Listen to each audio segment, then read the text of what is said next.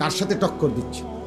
তোমারে 5 ওয়াক্ত নামাজের কথা তোমার আব্বাই বলে নাই, আল্লাহ বলছে।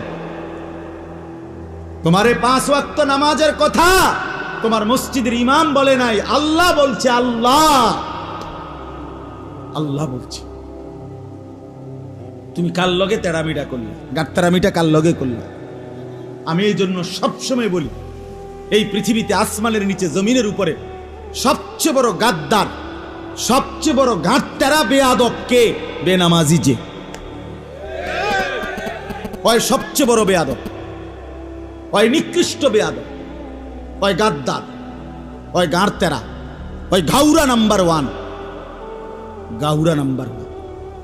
ওর ভিতরে কোনো ইনসানিয়ত নাই, ওর ভিতরে কোনো মনুষ্যত্ব নাই। কারণ সে ছোটখাটো বেয়াদব না, ছোটখাটো গাদ্দার না, সে আল্লাহর সাথে গাদ্দারি করে।